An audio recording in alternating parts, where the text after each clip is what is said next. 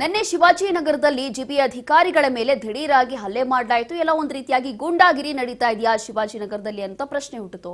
ಅಂತಹ ಒಂದು ಗಲಾಟೆ ಗದ್ದಲ ನಿನ್ನೆ ಸೃಷ್ಟಿಯಾಗಿತ್ತು. ಶಿವಾಜಿನಗರದಲ್ಲಿ ಅಧಿಕಾರಿಗಳ ಮೇಲೆ ಹಲ್ಲೆ ಪ್ರಕರಣಕ್ಕೆ ಸಂಬಂಧಪಟ್ಟಂತೆ ಫುಟ್ಪಾತ್ ತೆರವಿಗೆ ಬಂದ ಅಧಿಕಾರಿಗಳ ಮೇಲೆ ಹಲ್ಲೆ ಆಯಿತು. ನಿನ್ನೆ ಪ್ರಮುಖ ಆರೋಪಿಯಾಗಿರುವಂತಹ ಬಸವರಾಜ್ ಪಡ್ಕೋಟೆ ಈಗ ಅರೆಸ್ಟ್ ಆಗಿದ್ದಾರೆ.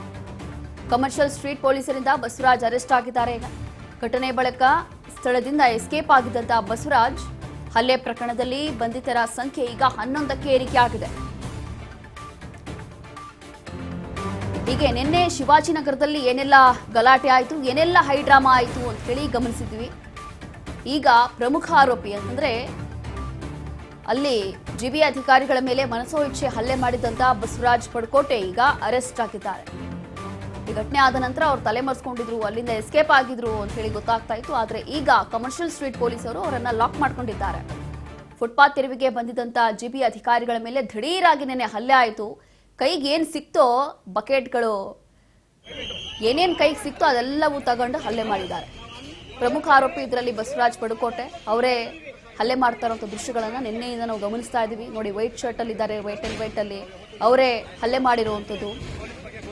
ಈ ಒಂದು ಹಲ್ಲೆ ಆದ ನಂತರ ಬಸವರಾಜ್ ಪಡ್ಕೋಟೆ ಪರಾರಿಯಾಗಿದ್ರು, ಈಗ ಅರೆಸ್ಟ್ ಆಗಿದ್ದಾರೆ ಅನ್ನೋ ಮಾಹಿತಿ ಸಿಗ್ತಾ ಇದೆ. ನಿನ್ನೆ ಜಿಬಿ ಅಧಿಕಾರಿಗಳು ತಮ್ಮ ಕೆಲಸ ಮಾಡ್ಲಿಕ್ಕೆ ಹೋಗಿದ್ರು. ಅದು ಕೂಡ ಸುಮಾರು 4 ರಿಂದ 5 ಜನ ಪೊಲೀಸರ ಒಂದು ಭದ್ರತೆಯಲ್ಲೇ ಹೋಗಿದ್ರು. ಪೊಲೀಸರು ಕೂಡ ಅಲ್ಲೇ ಇರ್ತಾರೆ. ಪೊಲೀಸರು ಇದ್ರೂ ಕೂಡ ಹೀಗೆ ಅಧಿಕಾರಿಗಳ ಮೇಲೆ ಜಿಬಿ ಅಧಿಕಾರಿಗಳು ಫುಟ್ಪಾತ್ ತೆರವು ಮಾಡಲಿಕ್ಕೆ ಬಂದಿದ್ರು. ಈಗಾಗಲೇ ಫುಟ್ಪಾತ್ ಆಪರೇಷನ್ ನಡೀತಾ ಇದೆ ಸಿಲಿಕಾನ್ ಸಿಟಿಯಲ್ಲಿ, ಬೆಂಗಳೂರಲ್ಲಿ ಎಲ್ಲರಿಗೂ ಕೂಡ ಗೊತ್ತಿರುವಂತಹ ವಿಚಾರ. ಹಲವು ಜಾಗಗಳಲ್ಲಿ ಫುಟ್ಪಾತ್ ತೆರವು ಕಾರ್ಯಾಚರಣೆ ಈಗಾಗಲೇ ನಡೀತಾ ಇದೆ, ಯಶಸ್ವಿಯಾಗಿ ಮಾಡಲಾಗಿದೆ ಕೆಲವೊಂದು ಕಡೆ.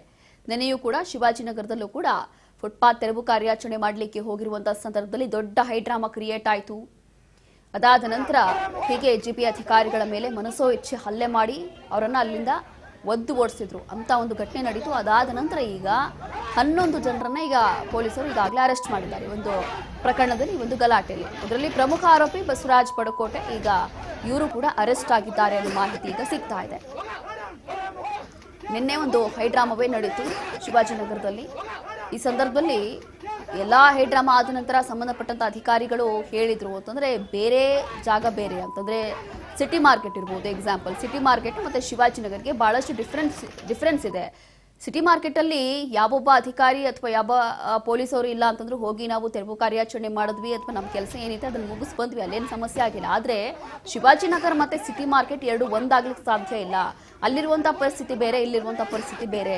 ಶಿವಾಜಿನಗರದಲ್ಲಿ ಒಂದು ರೀತಿಯಾಗಿ ಗುಂಡಾಗಿರಿ ನಡೀತಾ ಇದೆ.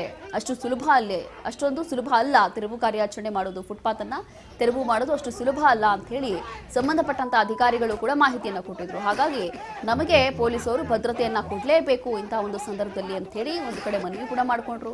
ಹೌದು, 4 ಜನ ಪೊಲೀಸರು ಕೂಡ ಇದ್ರು, ಆದ್ರೆ ಆ ರೀತಿಯಾಗಿ ಏನೂ ಅಲ್ಲಾಗ್ಲಿಲ್ಲ. ಪೊಲೀಸರು ಇದ್ರೂ ಕೂಡ ಜಿಬಿ ಅಧಿಕಾರಿಗಳ ಮೇಲೆ ಮನಸೋ ಇಚ್ಛೆ ಹಲ್ಲೆ ಮಾಡಲಾಗಿದೆ.